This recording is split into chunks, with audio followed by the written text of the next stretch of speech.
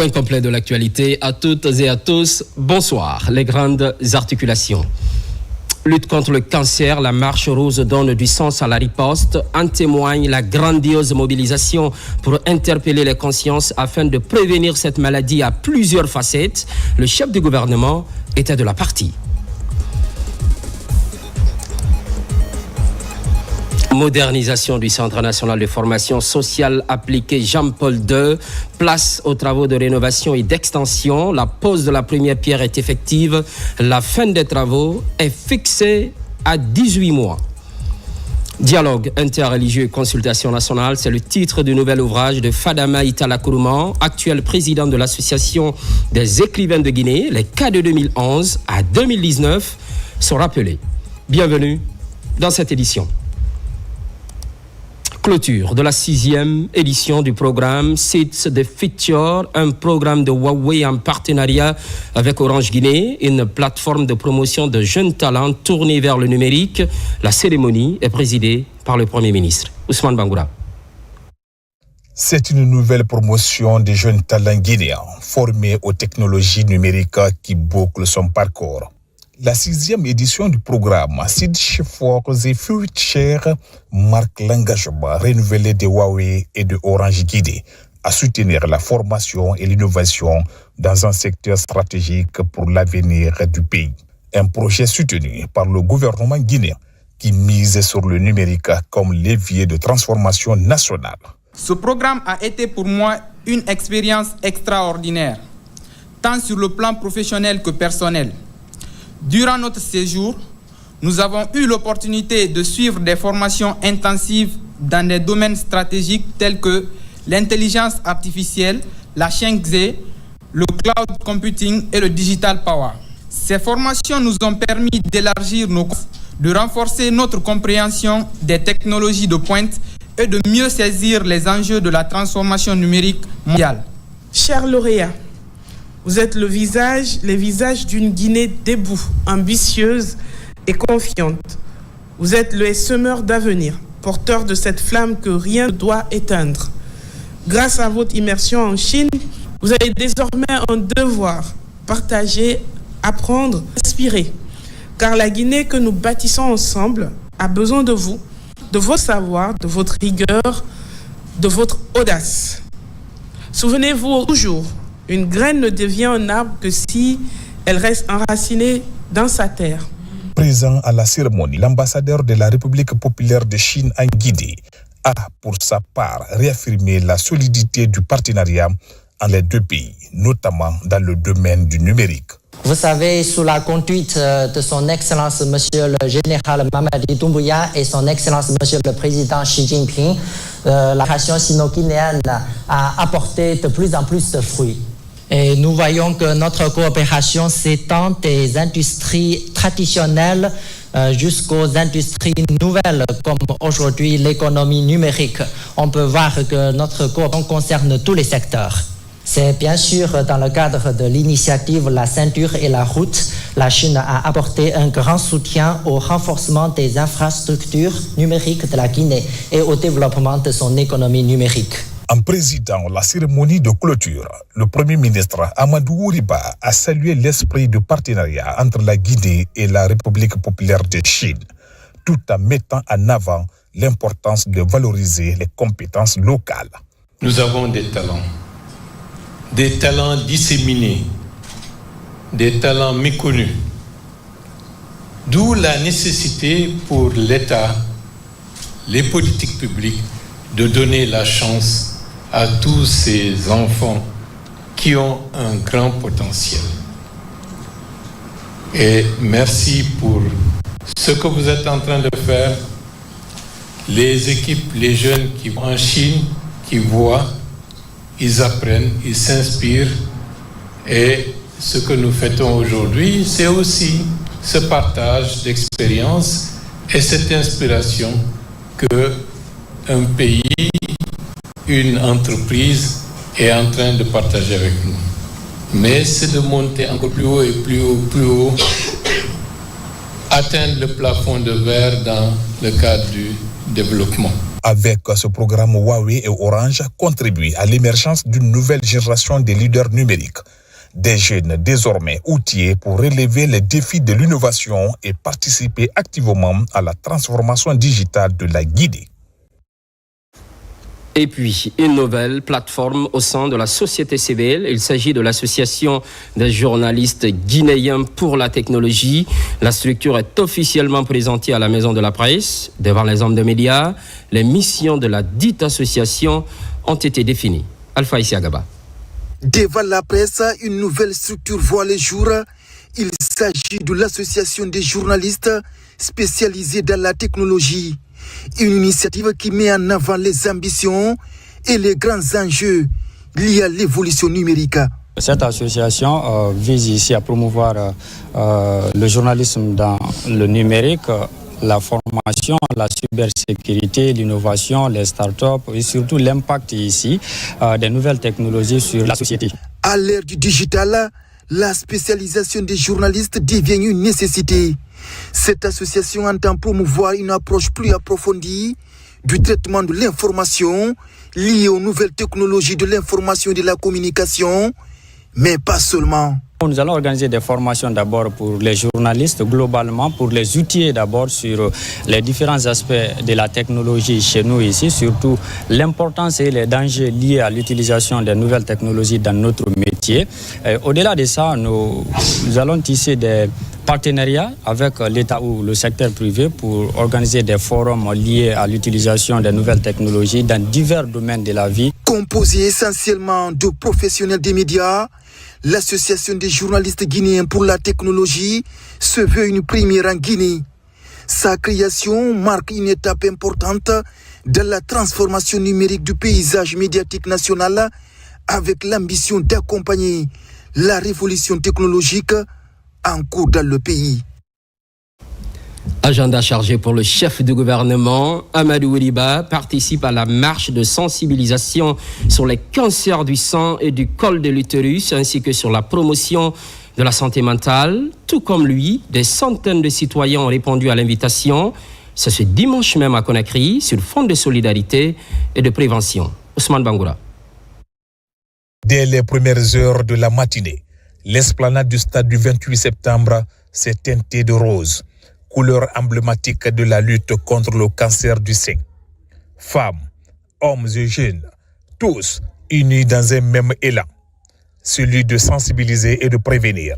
Après un réveil musculaire collectif, dans une ambiance conviviale et festive, la foule a parcouru l'itinéraire stade Marché Madina, Carrefour Donka, stade au rythme de la musique, des slogans et des messages d'espoir.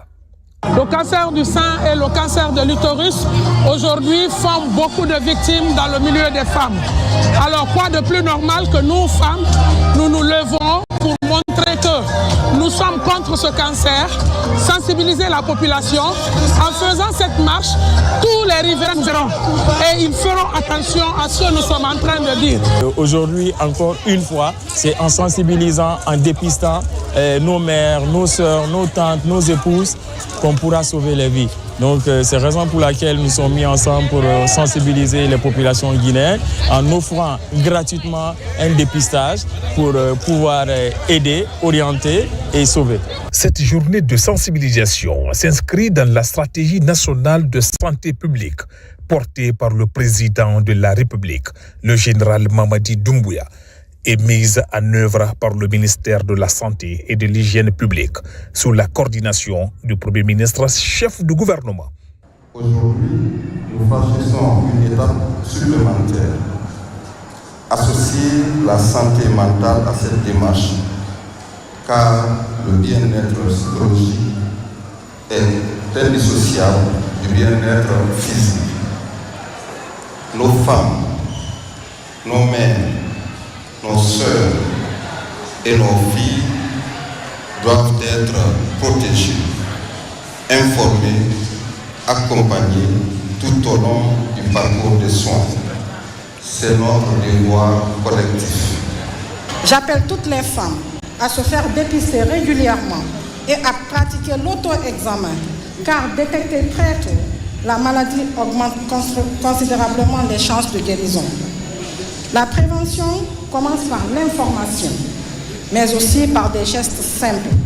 Adopter une hygiène de vie saine, consulter en cas d'anomalie et encourager nos mères, nos sœurs et nos filles à prendre soin d'elles. La marche s'est poursuivie au Palais des Sports, où des séances de sensibilisation et de dépistage gratuits ont été organisées. Objectif, encourager le dépistage précoce, principal moyen de lutte contre ces maladies silencieuses mais évitables. L'OMS a adopté 2 stratégies. La première, c'est la stratégie mondiale d'élimination du cancer du col de l'utérus, qui fixe pour 2030 les objectifs de vacciner 80% des filles avant l'âge de 15 ans et dépister 70% des femmes et de traiter 90% de celles diagnostiquées. Le second est l'initiative mondiale contre le cancer du sein qui vise à réduire la mortalité de 2,5% par an et sauver 2,5 millions de vies d'ici 2040. Pour le dépistage, messieurs et mesdames les membres du gouvernement, ici présents ou pas, la primature a donné le ton. La décision de dépister toutes les femmes qui sont à l'intérieur de l'institution primature, la décision a été prise la semaine dernière. Madame la chef de cabinet de la primature se charge d'organiser ça pour que toutes les femmes, sans exception, se fassent dépister contre le cancer du sein, le cancer de l'utérus et le cancer du col. C'est une question qui est du domaine de la santé publique. Par conséquent, tous les autres ministères, faites de même. Et on va veiller à ce que ce soit fait.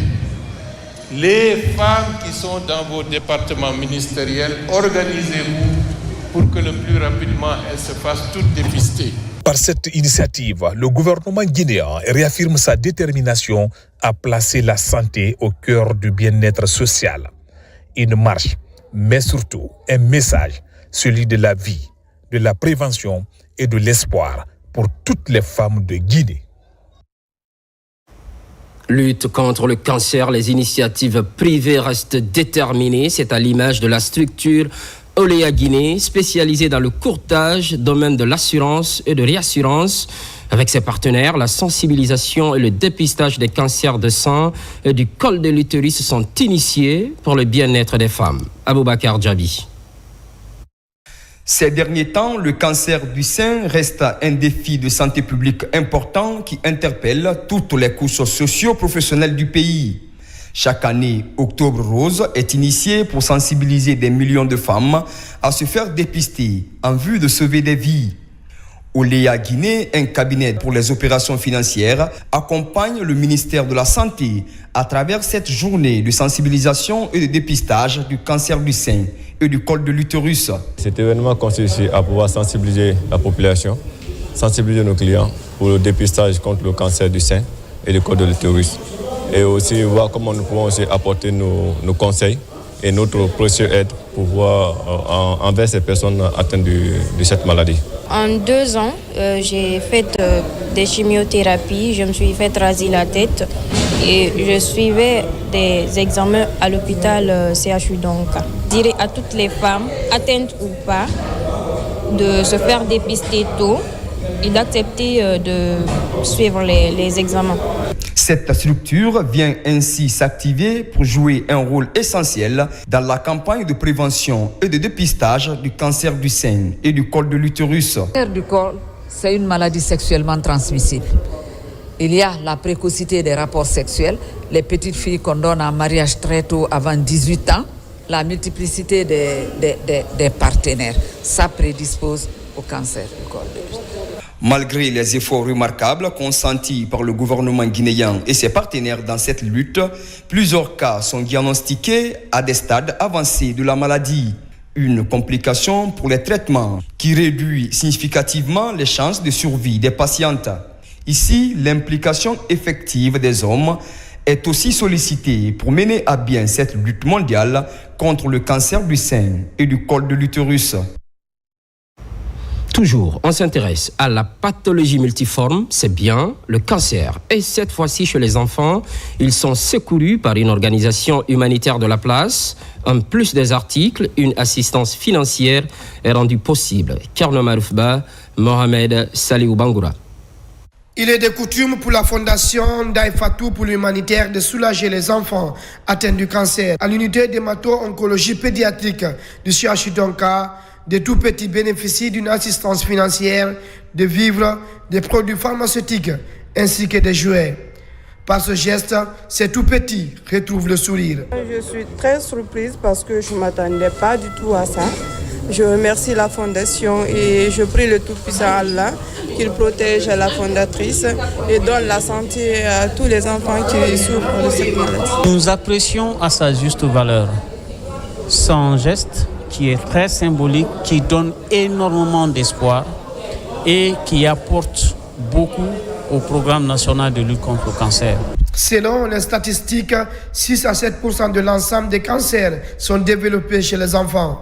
C'est en cela qu'Aminata Kamara et sa fondation comptent inverser la tendance. Depuis 2023, cette structure humanitaire à vocation médicale prête main forte à cette couche vulnérable. Le cancer, c'est deux choses que moi je crois, le temps et l'argent. C'est tellement coûteux et ça prend du temps qu'on parvient à traiter la maladie. Donc c'est à cause de ça, la fondation est là pour mettre ses sourires, supporter les familles qui sont en train de traverser ces moments difficiles. Tu peux voir les enfants qui sont malades jusqu'à 2 ans. Donc la famille est épuisée complètement. Financièrement, l'énergie morale, tout est parti. C'est des personnes qui ont vraiment besoin d'aide et de support. À ce jour, la prise en charge des enfants victimes de cancer est assurée à 100% pour certains enfants par des interventions de la fondation d'Aïfatou.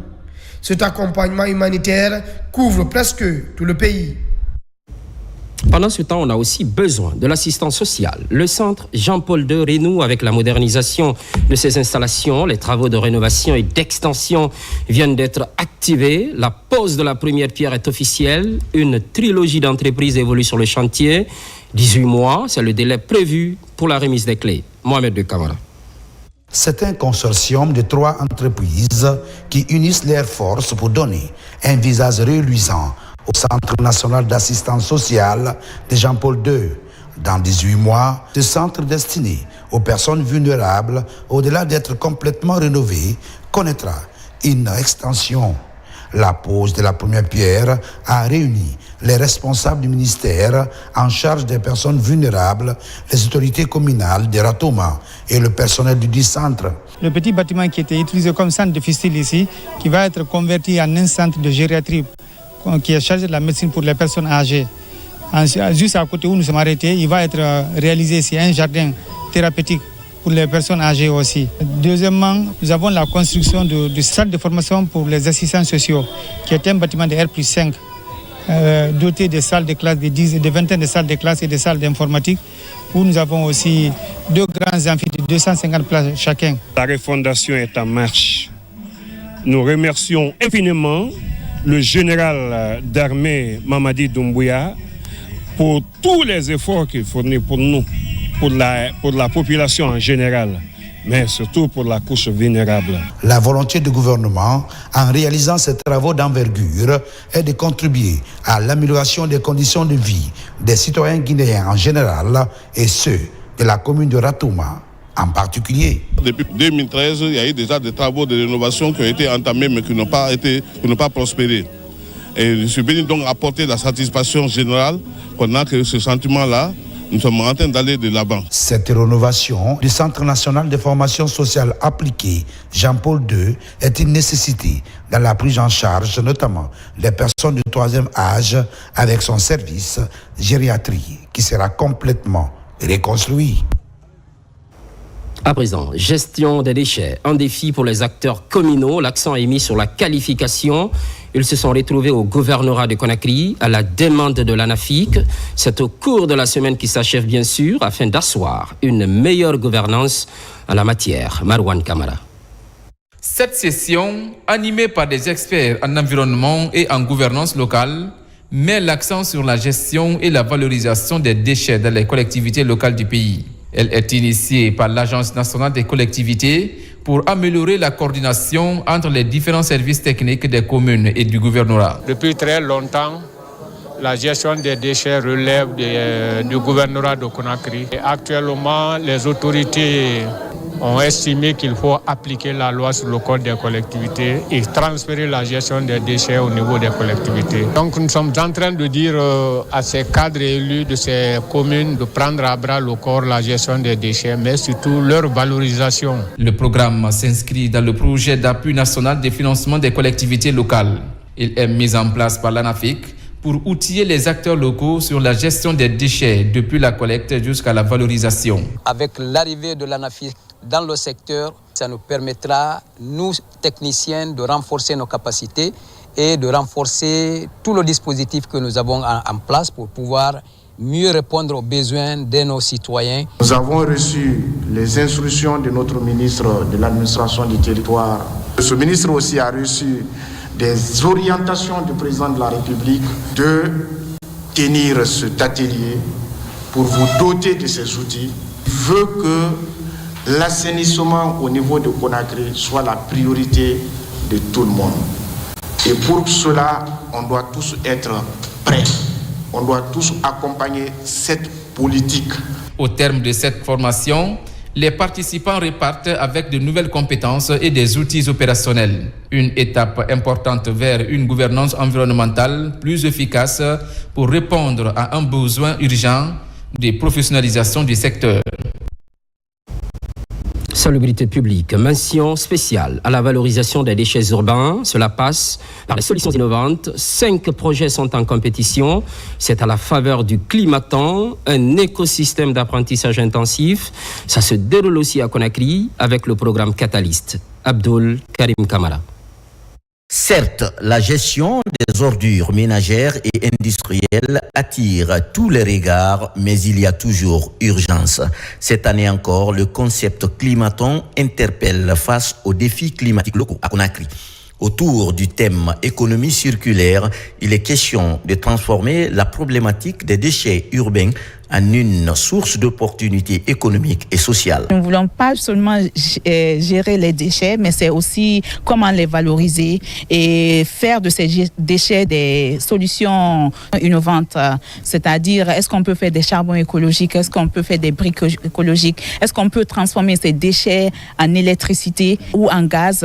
Dans cette optique, on a décidé de choisir cette thématique.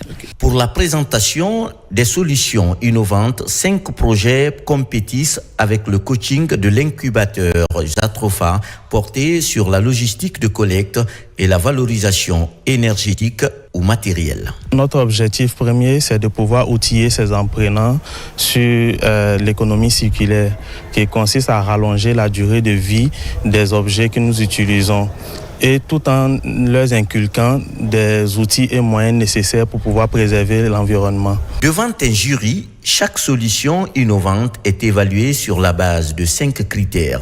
À l'arrivée, la start-up dont l'innovation porte sur le compostage et les engrais bio en qualité est déclarée meilleur projet. Notre touche personnelle ici, c'est l'intégration ici de la valorisation de l'urine humaine comme ressource agricole.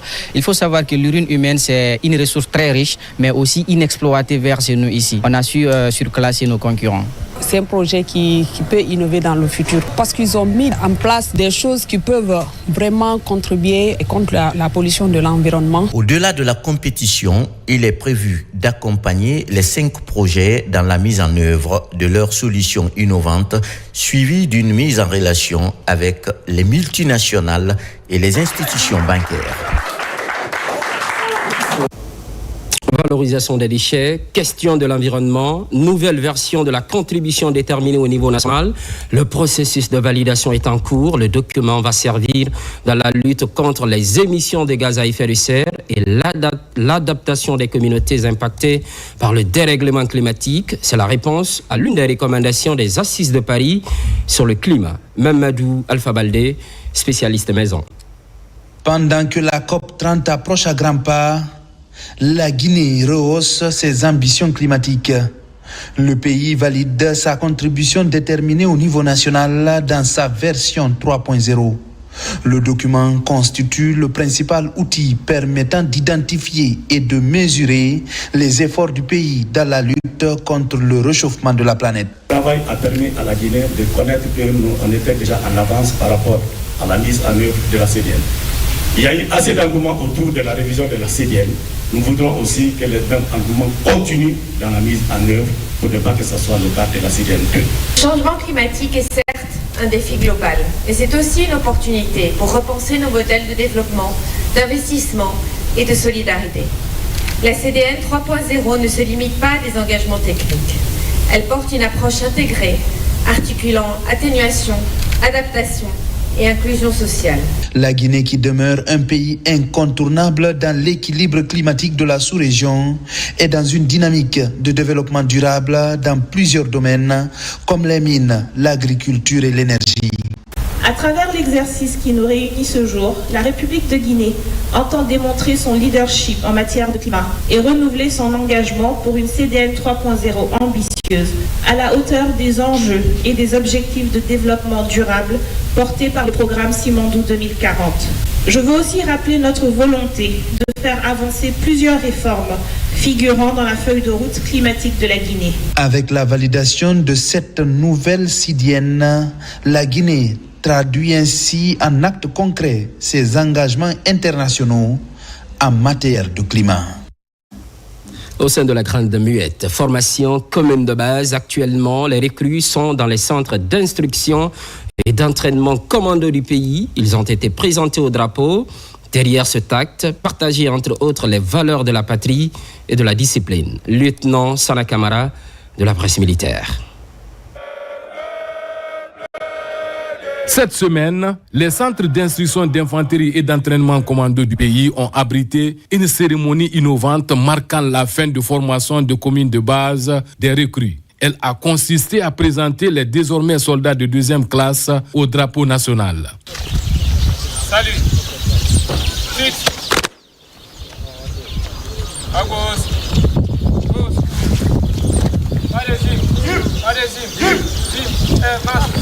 L'initiative est parmi les nombreuses réformes en cours engagées par la hiérarchie militaire et portées par l'état-major de l'armée de terre. Un rite qui engage ses soldats au respect des valeurs cardinales envers le drapeau, comme l'honneur, la défense de la patrie, l'unité nationale, l'esprit de sacrifice et de discipline. Être dans l'armée, c'est pas seulement porter la tenue, c'est de se sacrifier pour sa nation.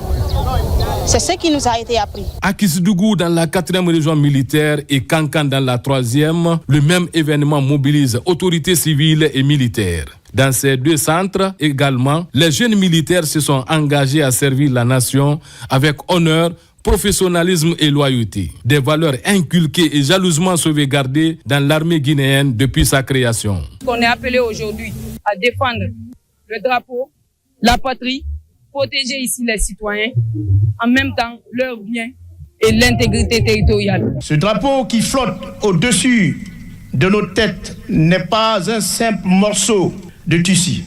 Il est le cœur battant de la nation. Il incarne notre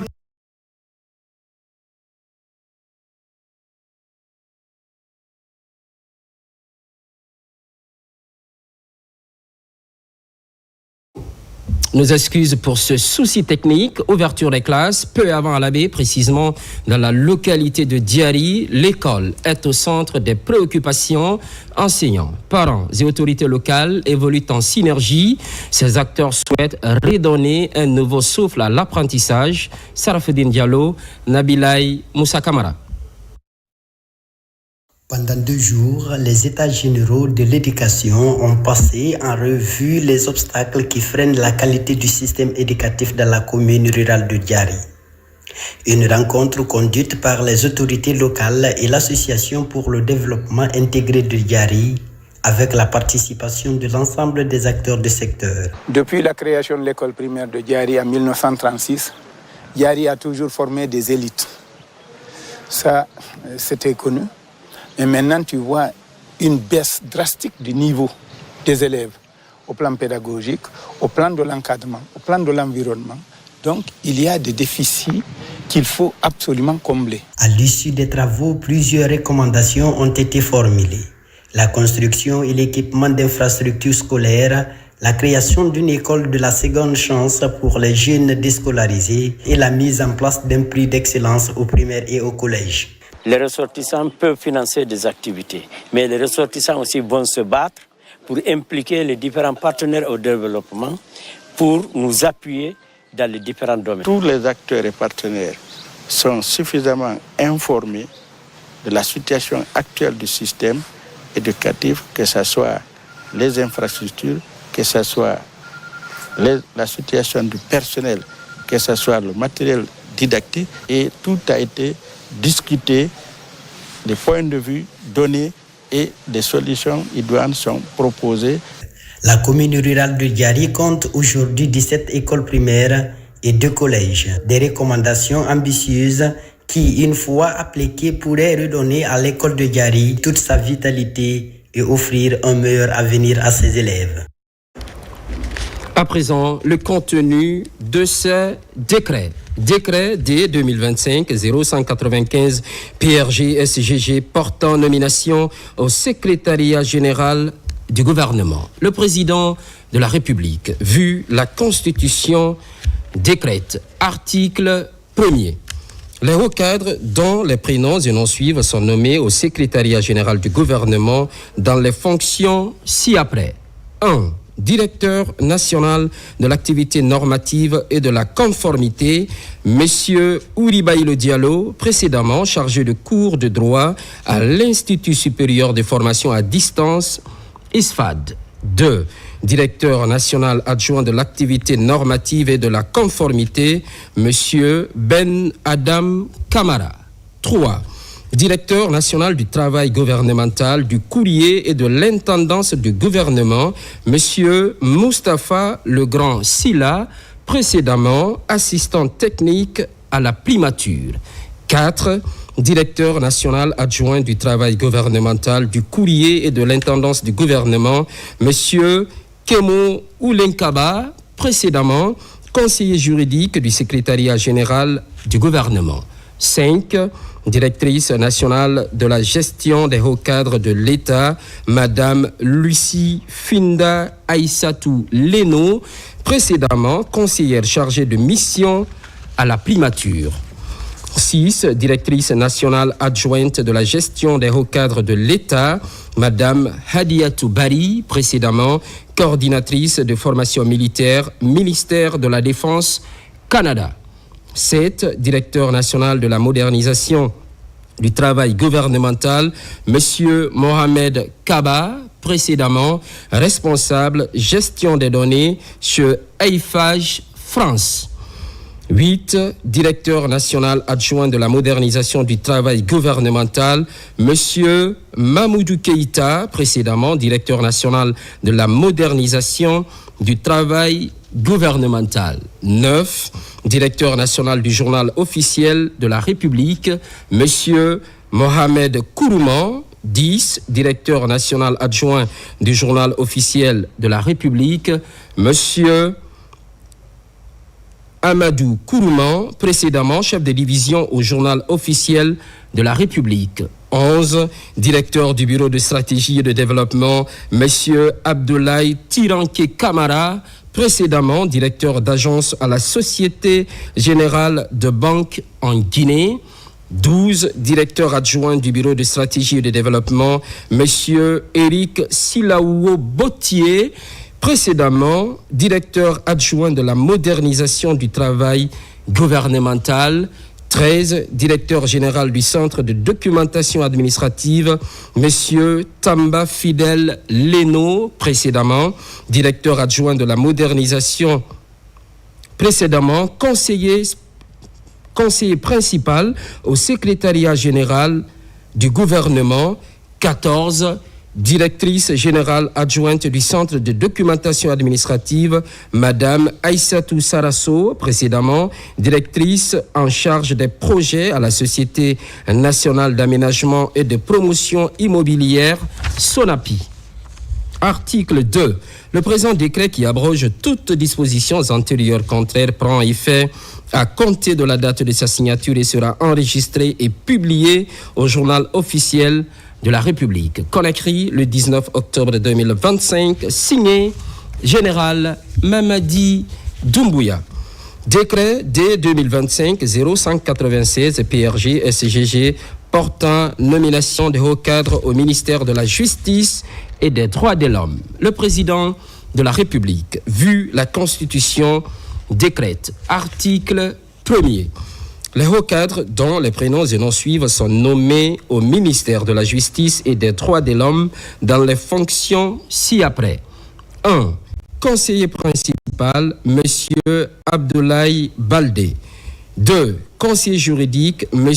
Mamadi Diawara. 3. Conseiller chargé des questions institutionnelles, M. Mfamara Kamara. 4. Conseiller chargé des questions d'éducation surveillée et de la protection judiciaire de la jeunesse, M. Ali Bader Kaba, précédemment conseiller chargé du suivi et de la capitalisation des réformes. 5. Conseiller chargé du suivi et de la capitalisation des réformes, M.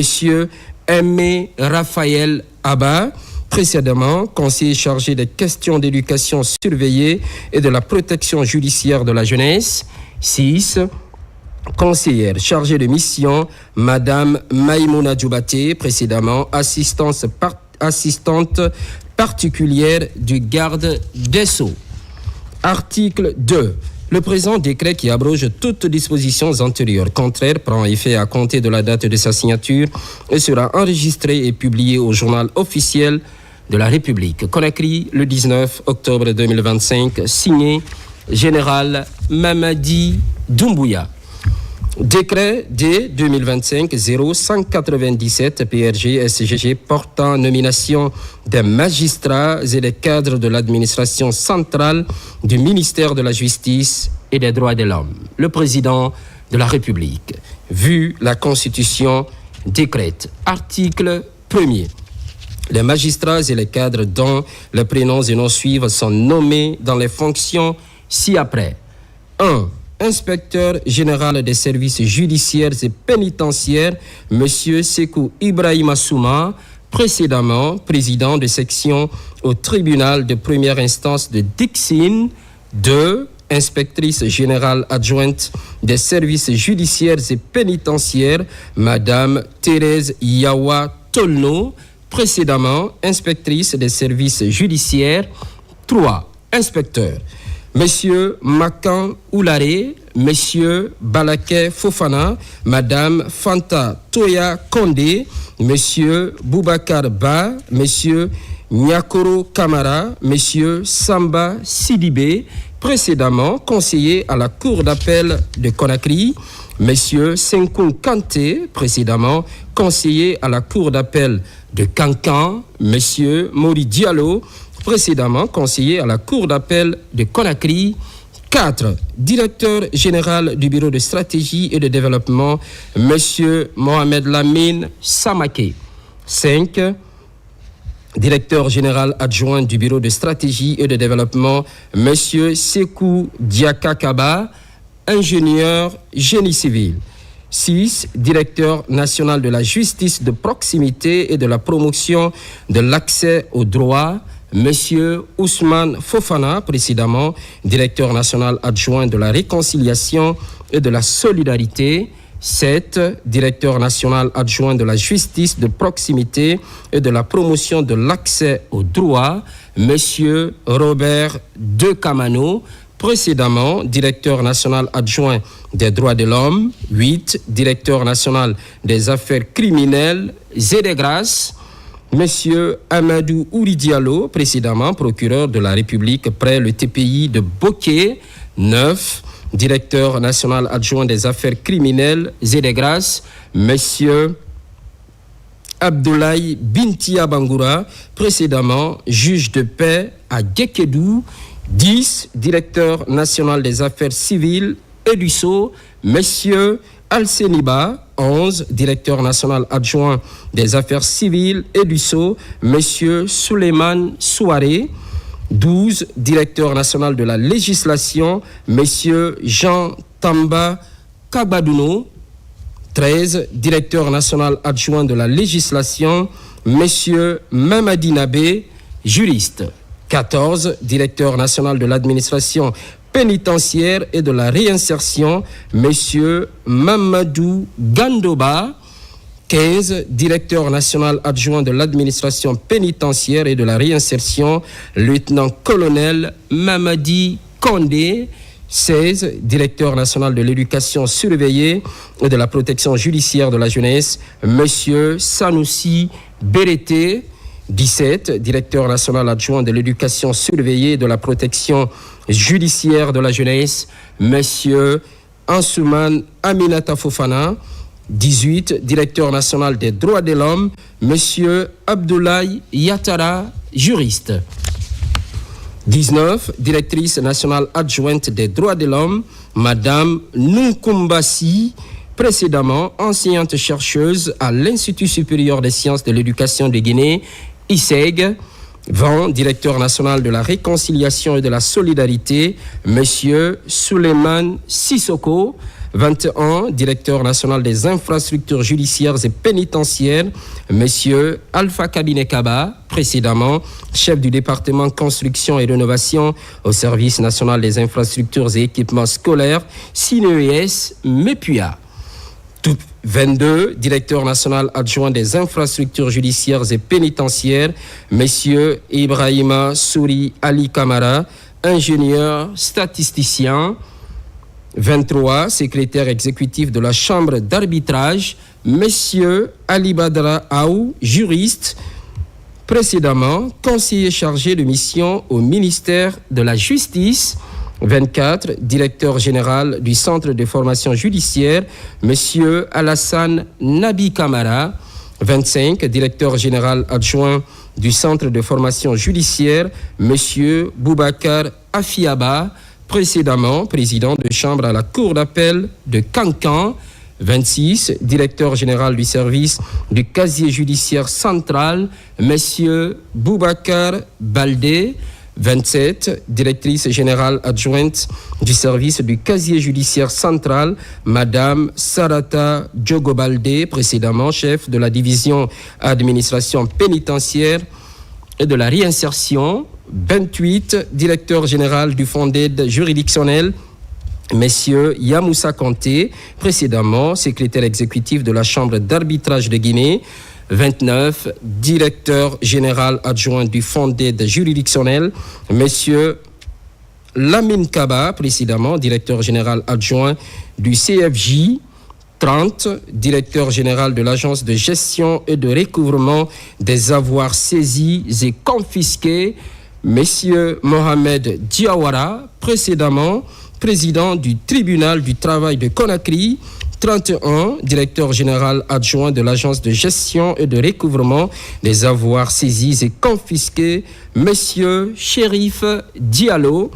32, président de la Commission nationale de l'Organisation pour l'harmonisation en Afrique du droit des affaires, Monsieur Sékou Kandé, président du tribunal de commerce. 33, secrétaire exécutif du Conseil supérieur de la magistrature, Monsieur Alpha Saliou Baye. Article 2. Le présent décret qui abroge toutes les dispositions antérieures contraires prend effet à compter de la date de sa signature et sera enregistré et publié au journal officiel de la République. Conakry, le 19 octobre 2025, signé Général Mamadi Doumbouya. Dans l'actualité, enseignement privé. préuniversitaires, reprise des cours. Il y a 2 semaines, vous le savez certainement, la solidarité s'exprime en faveur des enfants vulnérables. Le comité des femmes de l'Union syndicale des travailleurs de Guinée assiste 2 structures d'accueil des tout-petits. Il s'agit de l'orphelinat Dieu et Amour et celui des albinos. Mariam Kamara, explication. C'est un geste de cœur et de solidarité concrète. Comme elles en ont désormais l'habitude, le comité des femmes de l'USTG est venu en appui à ceux qui en ont le plus besoin. Leur cible, cette fois, les enfants de l'orphelinat Dieu et Amour et ceux de l'ONG des albinos de Guinée. Le don est double, il comporte des vivres et des non-vivres pour subvenir aux besoins quotidiens. Chers jeunes albinos, je veux parler avec respect, avec amour et surtout avec admiration, parce que vous êtes des enfants extraordinaires. Ne laissez jamais les paroles des autres définir qui vous êtes. Vous êtes beau, vous êtes intelligent, vous êtes capable, vous avez le droit de rêver, d'apprendre, de réussir et de briller.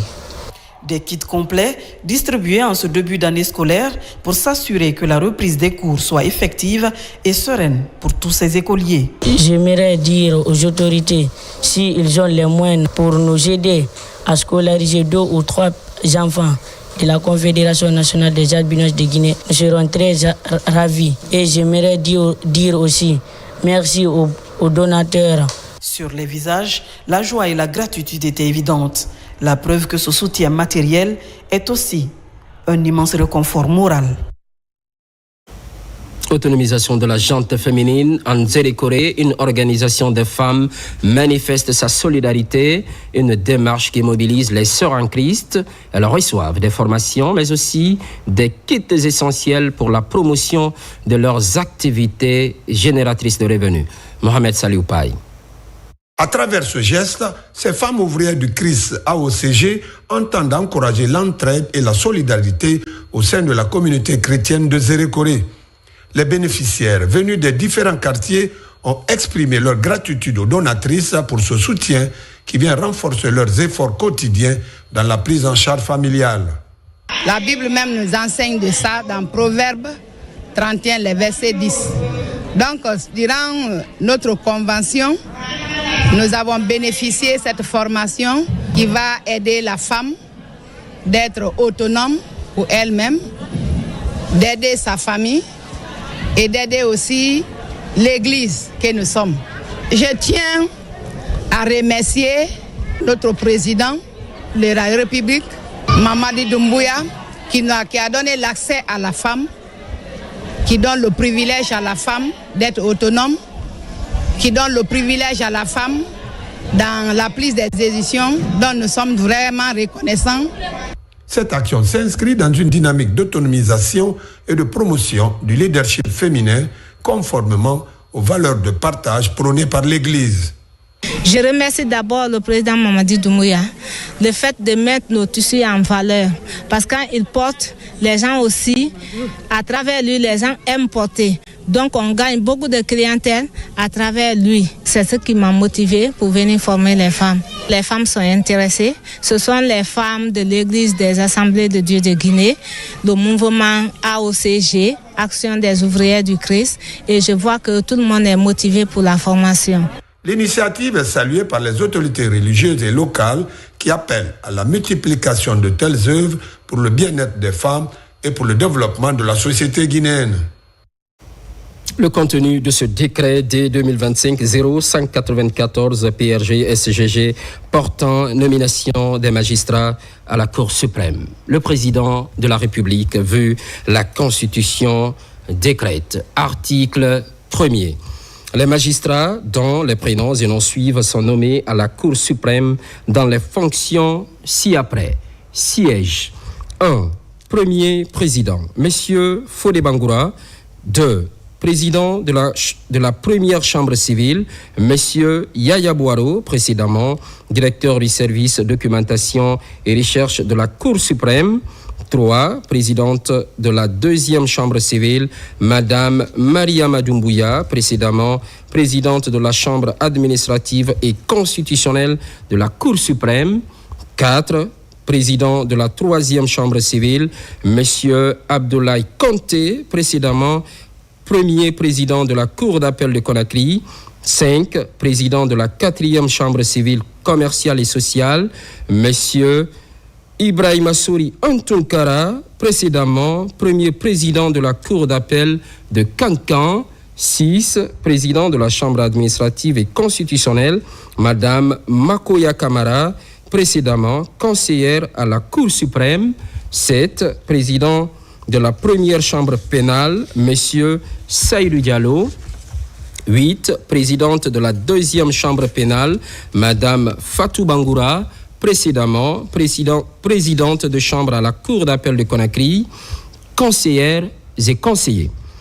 Monsieur Mfa Ousmane Touré, Monsieur Mamadouba Keïta, Madame Mariam Baldé, Monsieur Ibrahima Kamara, Monsieur Mamadou Alpha Cham, Monsieur Ibrahima Daman, Madame Djalikatou Fofana, Monsieur Djeila Bari, Madame Hawadaro Kourouman, Madame Madeleine Grovodi, Monsieur Mohamed Sissé, Monsieur Mohamed Lamine Kamara, Monsieur Abdourahman Silla, Madame Nene Ousmane Diallo, Monsieur Amadou Kindi Baldé, précédemment président de la chambre criminelle de la Cour d'appel de Kankan, Madame Djenabou Dongol Diallo, précédemment inspectrice des services judiciaires, Madame Hawasouma, précédemment conseillère à la Cour d'appel de Conakry, Madame Mariama Bambakalo, précédemment conseillère à la Cour d'appel de Conakry, Madame Fatoumata Dramé, précédemment conseillère à la Cour d'appel de Conakry, Madame Fatoumata Kamara, précédemment conseillère à la Cour d'appel de Conakry, Monsieur Mohamed Silla, précédemment directeur national des affaires criminelles et des grâces, Madame Fatou Touré, précédemment conseillère à la Cour d'appel de Conakry, Madame Adama Silla, précédemment conseillère à la Cour d'appel de Conakry, conseiller maître, Monsieur Mohamed Cheikh Keïta, Monsieur Amadou Yeroba, précédemment président de la Chambre des comptes de l'État à la Cour des comptes, Monsieur Sekou Amadou Fofana, précédemment président de la Chambre à la Cour des comptes, Monsieur Mouktarba, précédemment président de la Chambre de discipline budgétaire et financière, Monsieur Mamadou Falilou Diallo,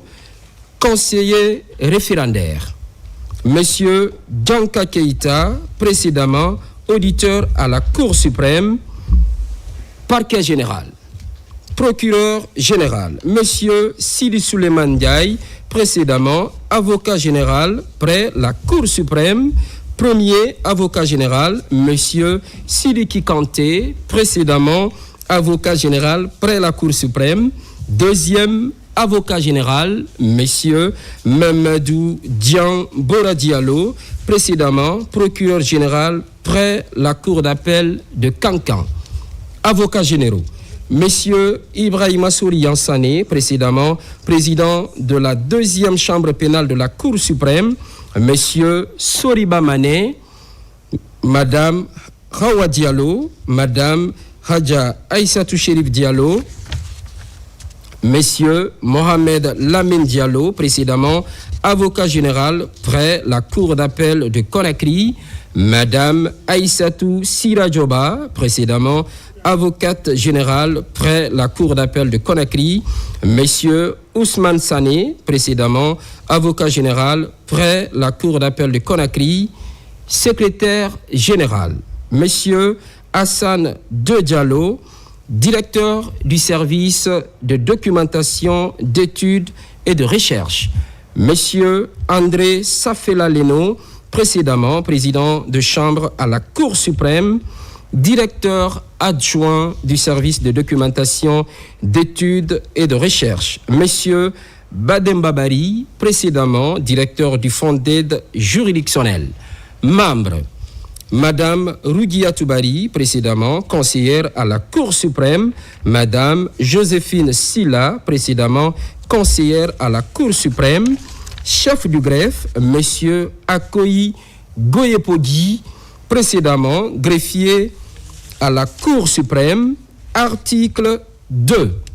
Le présent décret qui abroge toutes dispositions antérieures contraires prend effet à compter de la date de sa signature et sera enregistré et publié au journal officiel de la République. Conakry, le 19 octobre 2025, signé Général Mamadi Doumbouya. Cet autre décret dès 2025-0198 PRG SGG portant nomination de hauts cadres au ministère de la Sécurité et de la Protection civile. Le président de la République, vu la Constitution, décrète, article 1er. Les hauts cadres dont les prénoms et noms suivent sont nommés dans les fonctions ci-après. 1. Officier central antidrogue, directeur central, commissaire divisionnaire de police, Abdoulaye Sangaré, matricule 262-314R, précédemment directeur central de la police routière, directeur central adjoint, commissaire principal, Bala Ifono, matricule 261-359E, précédemment chef de division d'appui opérationnel. 2. Office de répression des délits économiques et financiers. Directeur central. Commissaire divisionnaire de police, Laï Keïta, matricule 201-947M, précédemment directeur adjoint du 10 service. Directeur central adjoint, commissaire principal, Ibrahima Sissé Diallo, matricule 261-602Z, précédemment chef de section juridique et administrative au Bureau central national Interpol. Article 2. Le présent décret, qui abroge toutes dispositions antérieures contraires, prend effet à compter de la date de sa signature et sera enregistré et publié au journal officiel de la République. Conakry, le 19 octobre 2025, signé Général Mamadi Doumbouya. Un mot sur la loi et la politique nationale de volontariat. La ville de Kankan tire profit de la vulgarisation du document. Les volontaires sont édifiés sur leurs droits et devoirs favorables au développement communautaire. De nouveaux engagements sont pris pour l'épanouissement de la couche juvénile. Noumousso Diakité. La campagne de vulgarisation de la loi et de la politique nationale sur le volontariat touche la région de Kankan. À la maison commune de la couche juvénile du Nabaya, le document de référence est ouvert pour encourager la participation active des jeunes à la vie communautaire.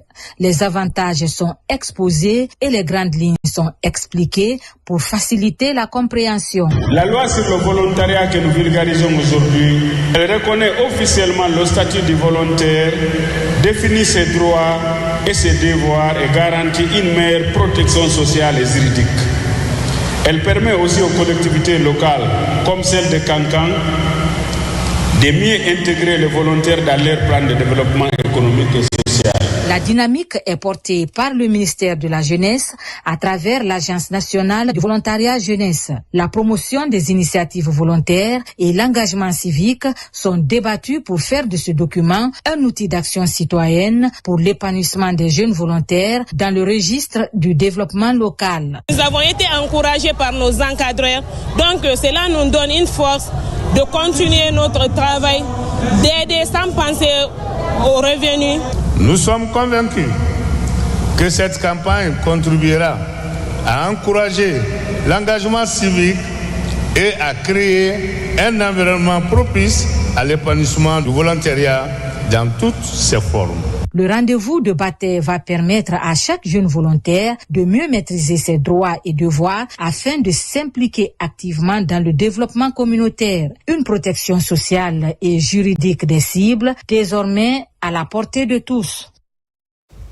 Sécurité routière. À Kankan, les différentes tracasseries sont dévoilées et c'est pour aider les acteurs du secteur à maîtriser le contenu des textes de la CEDEAO. Une démarche pédagogique avec pour finalité stopper les difficultés sur le trajet Conakry-Kourémalé. Moussa Komara. C'est une rencontre d'appropriation et de sensibilisation des acteurs de la sécurité routière et du transport sur les conventions de la CEDEAO relatives au transport transport et transit routier inter-État de marchandises et le règlement 14 pour le respect de la charge à l'issue du poids et gabarit des véhicules lourds. Vous êtes lancé dans une activité de transport, vous devez vous renseigner de ce que vous devez faire, respecter les principes, respecter la loi. Et si chacun respecte les principes de la loi, je crois que ça ira mieux que de partir chaque fois par des tracasseries.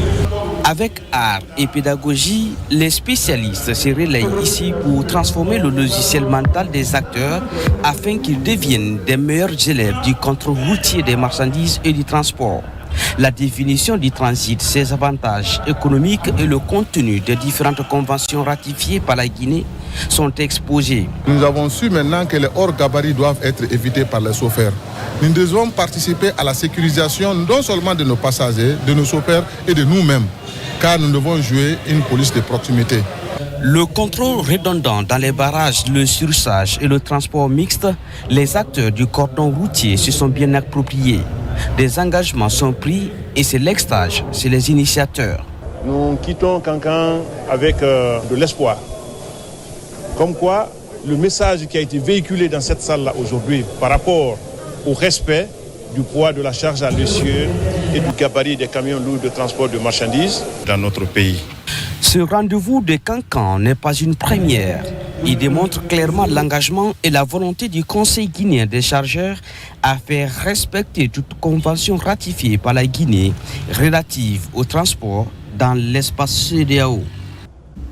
Culture, littérature, ce nouvel ouvrage de Fadama Itala Kourouman, actuel président de l'Association des écrivains de Guinée, il est baptisé Dialogue interreligieux et consultation nationale. L'auteur revient sur le processus de dialogue sociopolitique de 2011 à 2019, invite fait aux autorités de capitaliser les acquis du passé. Mohamed Lamine Kamara, Mohamed Salouba. Dialogue interreligieux et consultation nationale en Guinée, le titre évocateur du désormais 6e livre, écrit par Fadama Itala Kourouman, administrateur territorial de carrière et actuel président de l'Association des écrivains de Guinée. De 2011 à 2021, Fadama Itala Kourouman a assuré la fonction de directeur national de l'administration du territoire. L'expérience acquise dans ce domaine et surtout sa participation régulière aux différentes assises du dialogue inclusif interguinéen lui ont permis d'affûter ses armes pour rédiger cet ouvrage. Nous étions à un positionnement administratif qui nous a permis d'être acteurs majeurs de ce processus de dialogue. Et aujourd'hui, je me suis dit qu'il fallait restituer à l'opinion nationale, surtout, mais aussi à l'opinion internationale. Il y a une première initiative qui a fait date, c'est la conduite des consultations nationales.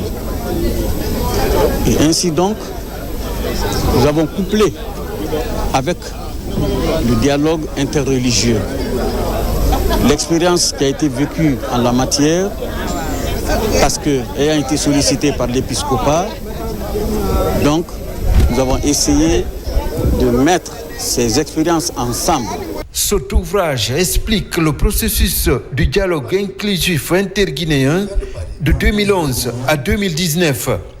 Il met en lumière les valeurs de concertation et de consultation. Par ces expériences, l'auteur entend inviter les décideurs à s'enrichir du présent par la capitalisation des acquis du passé en la matière. Ce livre est le 6e de l'auteur et 5e édité par l'Harmattan Guinée. Nous tenons à féliciter M. Fadama Itala Kourouman et donc nous sommes heureux de porter ce livre à la disposition du public guinéen et international parce que c'est un livre qui pourra servir à préserver la paix dans notre pays. L'auteur Fadama Itala Kourouman est aujourd'hui membre actif de la mutuelle des administrateurs territoriaux à la retraite et président de l'Association des écrivains de Guinée. À travers ses ouvrages, cet ancien commis de l'État entend désormais consacrer son temps à l'écriture pour le bonheur des lecteurs. C'est une révolution. Musée virtuel de Guinée, la charte graphique est en préparation, les nouvelles technologies sont sollicitées, place donc à la créativité.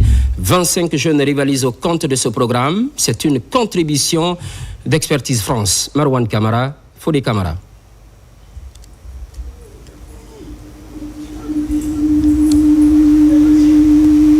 C'est la fin de cette édition d'information. L'actualité évolue en Guinée, notre paradis, terre de richesse et d'innovation. Les programmes se poursuivent et merci de la fidélité renouvelée.